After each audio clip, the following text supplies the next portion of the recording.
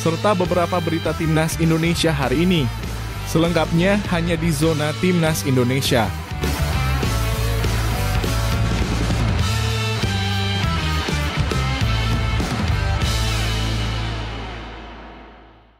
Sebelumnya, jangan lupa subscribe channel ini supaya tidak ketinggalan berita Timnas Indonesia.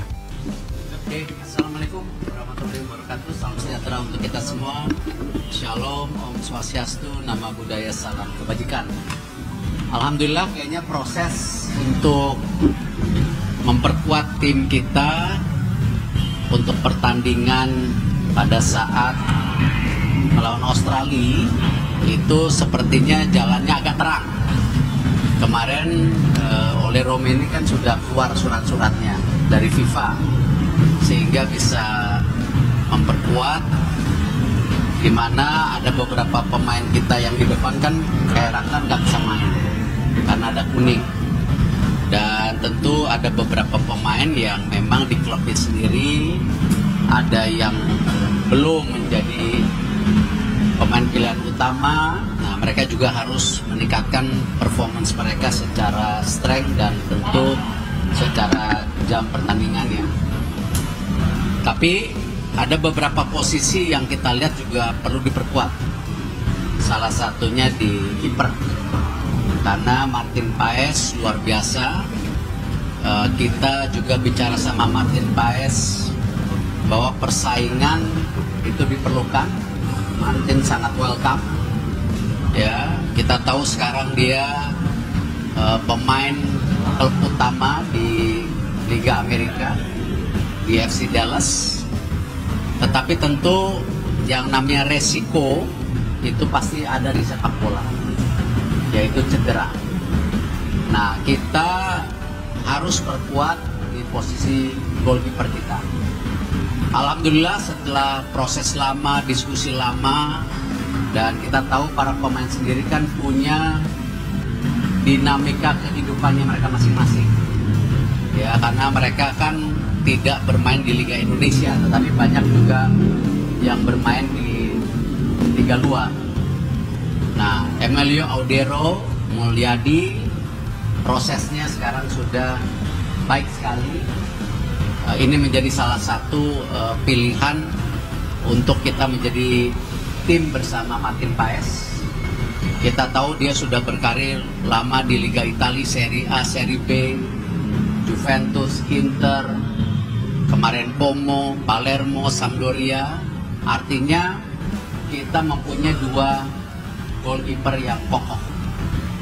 Di posisi 3 kita akan memprioritaskan goalkeeper yang muda supaya bisa belajar kepada senior-seniornya nanti.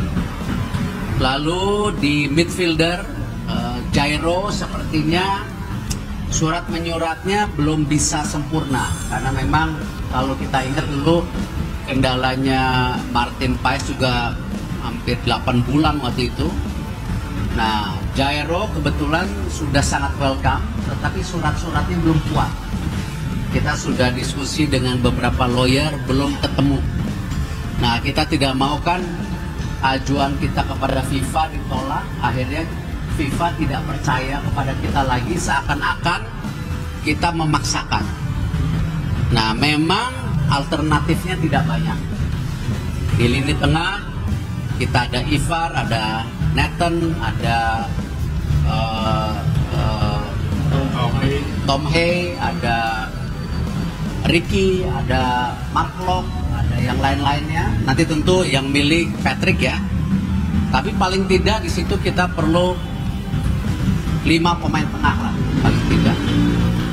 Nah, akhirnya pilihan yang juga selama ini kita coba ajak bicara dan akhirnya mau, Joy Pelupesi, ya, dari keturunan Maluku. Ini dia sudah diskusi, sesudah berpikir bagaimana posisi dia juga diperlukan, dan terakhir dia kapten di klubnya.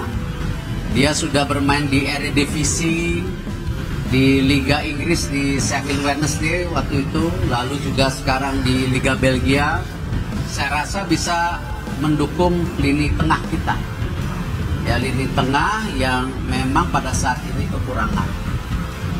Lalu yang terakhir ada juga pemain yang kakeknya dari Semarang, ibunya dari Surabaya, itu kertas-kertasnya aman, yaitu Dean James, ya, dia di Go Ahead Eagles, dia starter.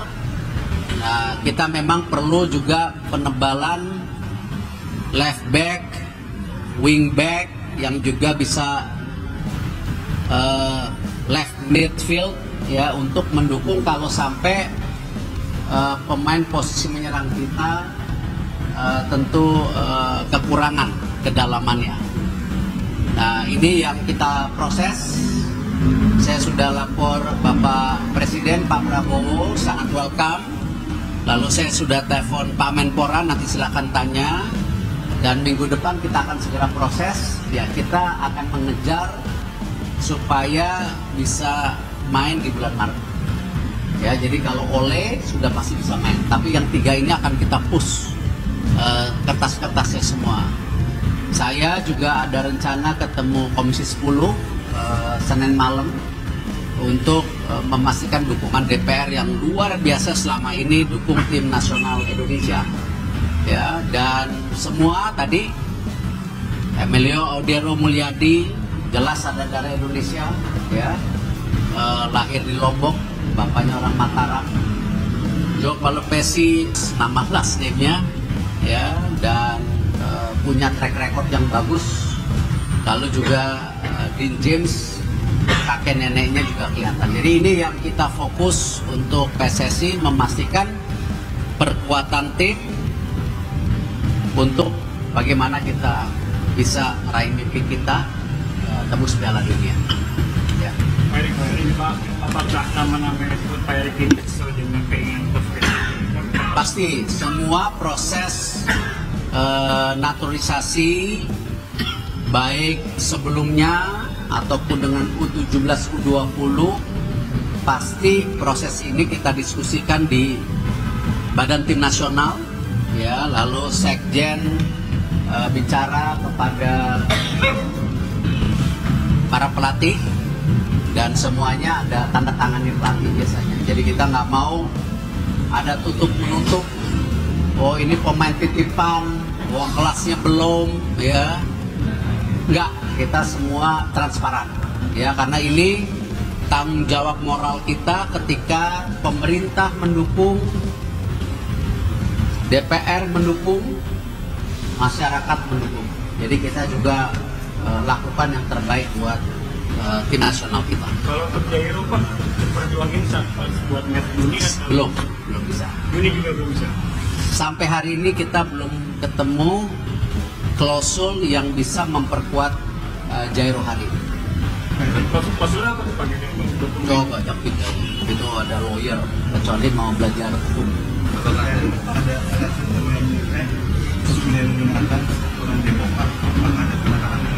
Belum. Maunya iya tapi belum. Kalau itu gabung aja, tapi belum.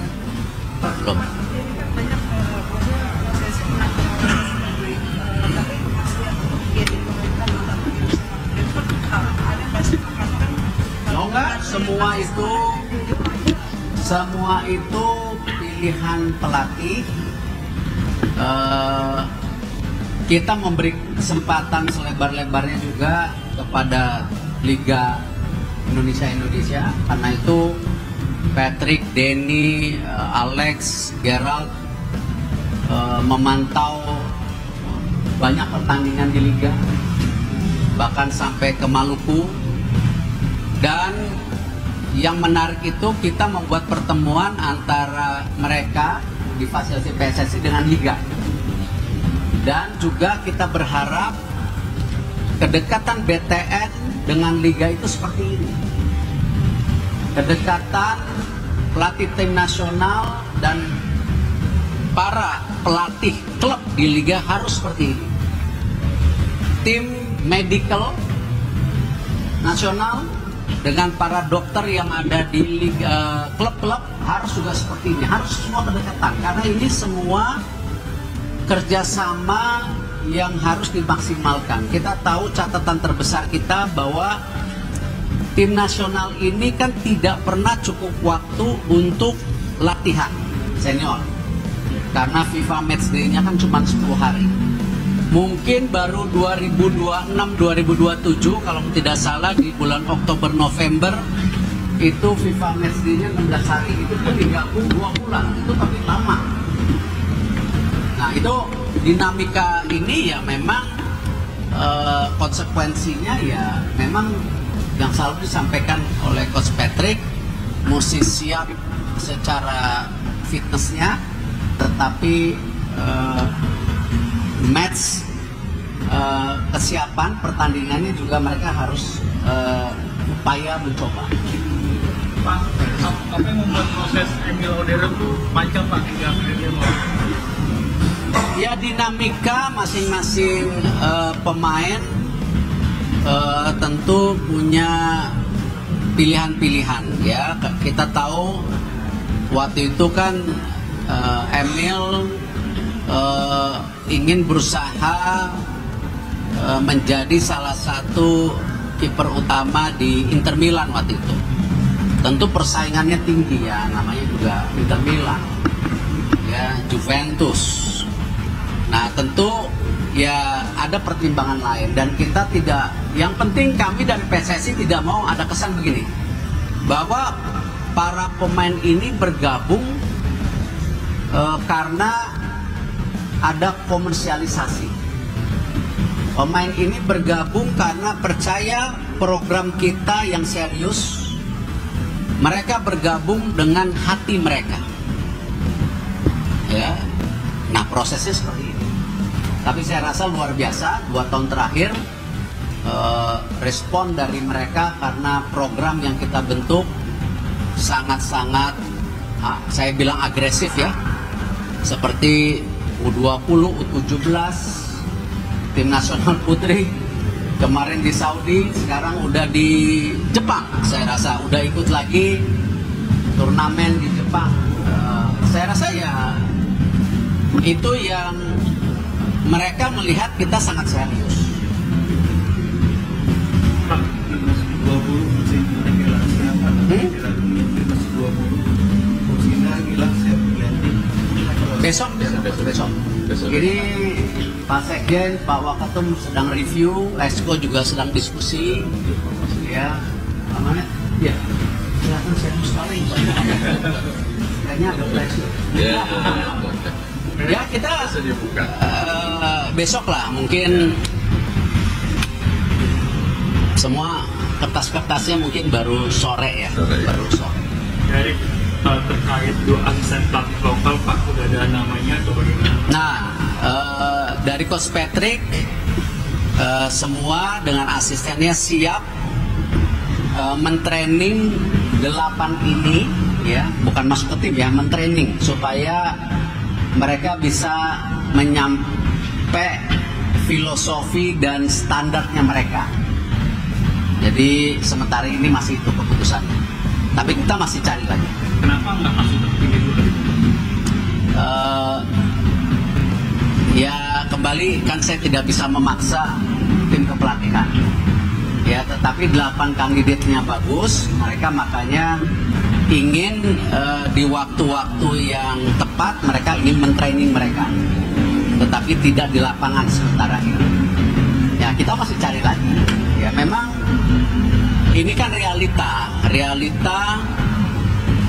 bagaimana PSSI di 2 tahun terakhir meningkatkan jumlah pelatih dari tadinya 3.000 sekarang hampir 12-13 ribu ya, karena memang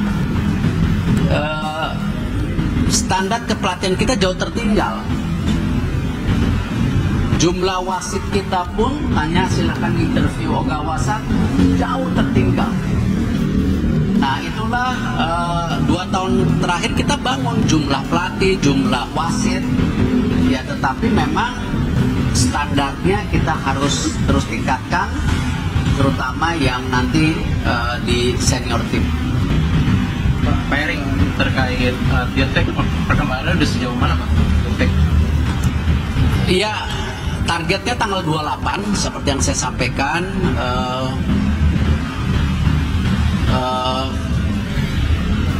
Maunya dipercepat tapi belum, karena kan biasa negosiasi, kontrak berapa lama, job desk-nya apa, bebannya apa, ya dinamika seperti itu ada gitu. Dan saya belum tanda tangan sampai hari ini, masih ada waktu berapa, 6 hari, 7 hari, ya siapa tahu dapat. Ya, tadi saya masih pantau lagi karena saya udah tahu pertanyaan itu. Proposalnya kita sudah kirimkan 3 hari yang lalu, tapi belum direspon. Ya sabar, namanya juga pengen. Jadi mudah-mudahan ya kalau Senin sepakat dengan isi kontraknya, ya baru kita umumkan tanggal ya 27, 28. Terkait dengan nama Timnas Putri, Pak Erik, beberapa kemarin pemain yang dari trial, kejelasannya gimana Pak Erik? Saya belum dapat laporan tertulis dari BTN sama Kosmoci, jadi saya masih belum dapat detailnya. Cuman nonton aja kemarin malam-malam tuh, sampai jam berapa tuh? Jam 1 malam. Seru juga loh. Cuman di akhir-akhir agak tertekan, jadi ya mudah-mudahan confident level pemain-pemain putri kita ya bisa naik. Dan ada beberapa pemain yang tidak bisa memperkuatkan. Katarina Stalin umurnya 15 tahun, dia ada sekolah apa, tapi saya surprise Sydney Hopper bisa join, ya Claudia bisa join, ya semua ya mudah-mudahan dengan program tim nasional yang kita juga dorong di putri, ada juga kompetisi yang disponsorin oleh private sector yang U12, U14, bahkan dari private sectornya sepertinya juga akan tertarik untuk kerjasama untuk Pertiwi yang U16. Ya mudah-mudahan dengan pembangunan grassroots ini talenta putri kita bisa cukup. Makanya kemarin setelah saya meeting dengan Ibu Vivin, beberapa exco Liga Putri, kita kan maunya 2026, tapi talent poolnya ini belum tebel. Ya terbukti tadi U12, 14 sudah mulai, U16-nya belum. Nah kalau ini kita bisa dapat 50 saja, berarti kan di 2027 mereka umur 17 dan 19.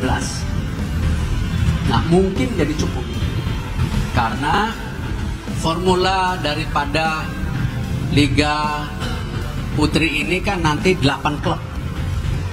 Ya kita prioritaskan memang karena jarak tempuhnya tidak mungkin pakai pesawat, ya kan, jangan sampai bikin Liga Putri baru 2 tahun bengek, ya punya klub Liga Putri baru setahun nggak bayar gaji. Nah di 2027 kalau bisa 2026, tapi saya mau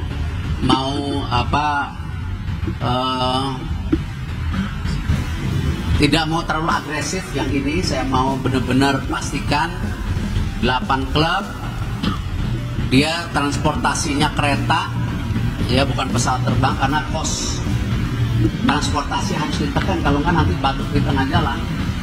Jadi itu kereta, jadi ya memang di Jawa Bali sepertinya angka transportasinya bisa cukup untuk masing-masing tim putri ini mengeluarkan dana 8-14 miliar per tahun. Jadi ini klubnya sudah kayak Liga 2. Jadi ya ini yang saya mesti pastikan secara ekonominya sehat gitu. Jangan hanya sekedar mau PR-ing, mau promosi-promosi, ternyata berhenti di tengah jalan. Jadi itu yang kita review. Minggu depan kita rapat lagi Liga Putri. ya Pak Sekjennya untuk memastikan benar-benar angka ekonominya dan talentanya cukup gitu. Terkait efisiensi anggaran Udah selesai Batuk? Udah, alhamdulillah. Udah cek kesehatan belum? Udah. saya bengek. Oh bengek. Gimana Pak buat efisiensi anggaran PSSI sendiri kena nggak? Ada beberapa cabur kan yang kena tuh. Saya tidak tahu, yang pasti saya tidak mau juga, kan saya bekas ketua KOI. Saya tidak mau membedakan sepak bola dengan olahraga lain. Kita di PSSI benar-benar berusaha keras untuk membangun pendanaan dari private sector. Hari ini saya baru tangan dengan Finvest. Ya, itu lumayan dapat uang lagi. Ya, hampir 70% program kami dibiayai dari private sector. Ya, termasuk supporter, ada jersey, tiketing, ada juga dari media TV, ada juga sponsor. Nah, tetapi memang ini komitmen yang waktu itu disepakati antara pemerintah Indonesia dan FIFA, ya, untuk transformasi sepak bola kita yang memang pada saat itu ya FIFA ingin lihat komitmennya, dan bahkan FIFA buat kantor di sini sudah ada 12 event FIFA, ada FIFA Kampus, FIFA Club Management. FIFA mengeluarkan duit hampir mungkin $2 juta buat event-event itu. Lalu FIFA juga menggelontorkan dana FIFA Forward 5,5 juta. Jadi ya keseriusan FIFA ya memang harus disambut oleh keseriusan kami di PSSI untuk pendanaan dan saya rasa pemerintah. Dan komitmen pendanaan ini saya rasa tidak muluk-muluk. Dari pertama saya menjabat waktu itu, perjanjian kami dengan pemerintah waktu itu 50-50. Ya, di mana 250 dari pemerintah, 250 dari kami. Tapi alhamdulillah di tahun pertama itu 120 dari pemerintah, dari kami kita mencapai 250 miliar atau 250 miliar tak. Nah, tahun ini dengan budget yang 650 miliar ya pemerintah 220, ya kita harus mencari 400-an. Jadi saya rasa saya tidak mau membeda-bedakan, tapi kita kerja keras. Sama pendanaan kita dari liga itu setiap tahun, walaupun Pak Sekjen garuk-garuk kepala, itu hanya sekitar 25 miliar. Yang dulu keuangan liga itu dibutuhkan oleh PSSI hampir 100-150 miliar. Jadi liganya tidak bisa berkembang. Nah, liga hari ini bisa punya VAR, punya Elite Pro Academy, semua ya karena pendanaannya ke kami hanya 25 miliar. Karena dia punya rotasi sendiri yang pendanaannya cukup. Bahkan karena saya lihat pendanaannya cukup, kita minta lagi untuk VAR untuk Liga 2 harus berjalan di musim berikutnya. Karena situasi di Liga 2 saya rasa teman-teman tahu ya, sangat menyedihkan, dan saya rasa kita akan ada investigasi. Kemarin Pak Kapolri, Pak Jaksa Agung juga dalam beberapa pertemuan mereka punya komitmen yang sama. Ya, kita harus lakukan yang apa di Liga 1 sekarang di Liga 2. Artinya berarti nggak ada pengurangan dukungan dari pemerintah ya Pak? Kan sebelumnya 250, terus 100. 220. Kalau dari tahun ini 227 ya kurang sedikit. Ya, kurang sedikit. Dulu kurang 130, sekarang kurang 23 ya. Ya rezeki anak soleh. Pak Erik, yang mau diinvestigasi pertandingan Liga 2 yang mana? Saya nggak bisa bicara, ada tim investigasinya. FIFA sudah mengirimkan alarm beberapa game, ya. Nanti kan ada satgas yang dibentuk. Saya rasa Pak Kapolri, Kejaksaan sudah juga punya komitmen selain yang sedang ini kan. Itu berapa banyak? Bah, saya nggak mau ini. Nanti itu kan saya tidak mau mendahului atau saya tidak mau suuzon atau menuduh yang belum ada black and white-nya ya. Tapi Liga 2-nya itu yang pertandingan promosi ke Liga 1 atau yang degradasi? Saya nggak tahu. Timnas senior bakal di sini apa nanti di Australia? Semua bakal charter pesawat? Yang saya tahu sebagian akan kumpul di sini karena Liga akan berhenti 4 hari sebelum FIFA Matchday kan. Jadi itu komitmen selama kita selama 3 tahun. Jadi Liga akan mensupport. Jadi pemain-pemainnya bisa training lebih awal. Beberapa pemain saya rasa yang internasional kayaknya langsung ke sana deh. Karena kayak Martin Paes dari Dallas ke Eropa berapa jam itu mungkin bisa 24 jam itu lebih kali sama transit. Jadi ya sebagian besar yang dari luar negeri ke sana.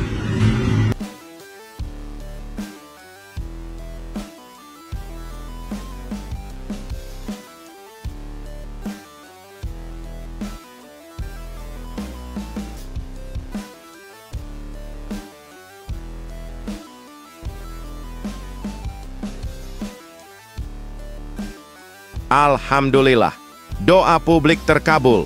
Drama menegangkan di Piala Asia U20. Timnas Indonesia gagal total. Akhirnya Indra Safri sadar diri dia menangis di depan publik dan siap dipecat oleh PSSI. Apa yang sebenarnya terjadi di balik kegagalan memalukan ini? Simak berita selengkapnya hingga selesai. Timnas U20 Indonesia baru saja mengalami kegagalan yang sungguh memalukan di Piala Asia U20 2025 dan rasa kekecewaan seolah meluap-luap dari pelatih mereka, Indra Safri.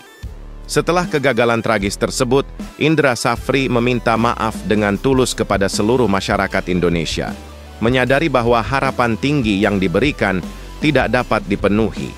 Timnas Garuda Nusantara yang dipimpin oleh Indra Safri hanya mampu meraih 1 poin dari 3 pertandingan di fase grup yang langsung menutup mimpi mereka untuk melaju ke perempat final. Kekalahan telak dari Iran dan Uzbekistan dengan skor 0-3 membuat atmosfer semangat tim seakan hancur berkeping-keping.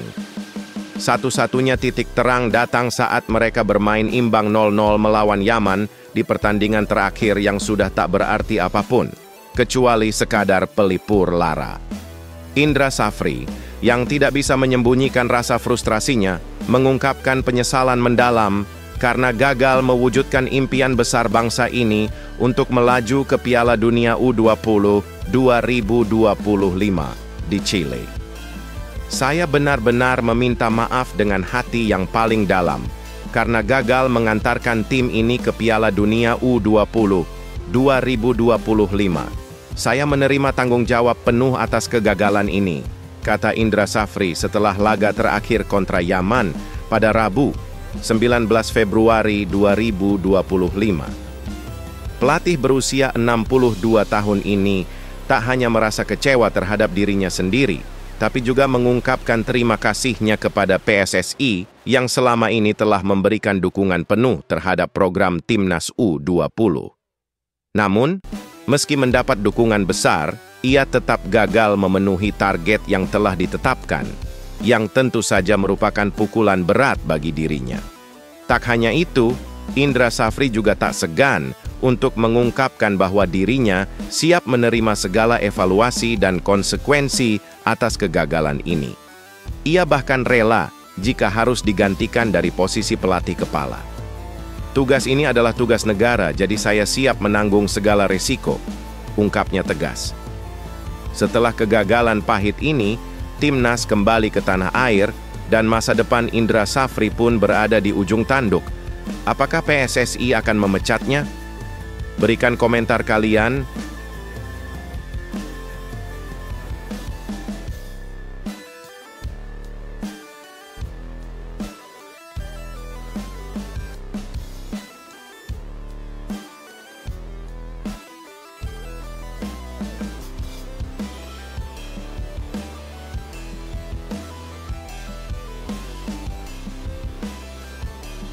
Wow, Sumarji kecewa usai persiapan panjang yang ternyata berujung kekecewaan. Kenapa semua usaha itu hancur begitu saja? Indra Safri harus bertanggung jawab atas semua kegagalan ini. Apa yang akan terjadi selanjutnya? Simak penjelasannya lebih detailnya di sini. Kegagalan memalukan yang dialami oleh Timnas Indonesia U20 di Piala Asia U20 2025 memicu kekecewaan mendalam dari berbagai pihak, dan salah satu yang paling terpukul adalah Ketua Badan Tim Nasional, BTN, Sumarji. Bagaimana tidak, Timnas Indonesia U20 yang sudah dipersiapkan dengan begitu matang dan penuh antusiasme, malah terpuruk di fase grup tanpa bisa melanjutkan perjuangan mereka. Sumarji mengungkapkan rasa kecewanya yang begitu mendalam, mengingat begitu banyak persiapan panjang yang telah dilakukan, namun hasil yang diterima justru jauh dari harapan. Tim arahan Indra Safri ini hanya mampu meraih satu hasil imbang melawan Yaman 1-1, dan harus menerima kenyataan pahit dengan kekalahan 0-3 dari Iran dan 1-3 dari Uzbekistan. Kecewa? Jelas, kami merasa kecewa sekali, ucap Sumarji dengan penuh penyesalan di Stadion Pakansari. Apa yang sudah dipersiapkan dengan sangat serius dan penuh harapan seakan hancur begitu saja di lapangan hijau. Sumarji menegaskan bahwa meskipun segala upaya persiapan yang dilakukan sangat matang, hasil ini tetap tak bisa dilepaskan dari faktor keberuntungan, atau lebih tepatnya kurang beruntung kali ini. Demi mempersiapkan Timnas U20, para pengurus BTN sudah melakukan pemusatan latihan TC di Eropa dan menggelar sejumlah laga uji coba internasional yang dirancang dengan penuh teliti. Namun, meskipun sudah memberikan perhatian maksimal, tim ini justru harus merasakan kekalahan yang begitu menyakitkan di turnamen bergengsi ini.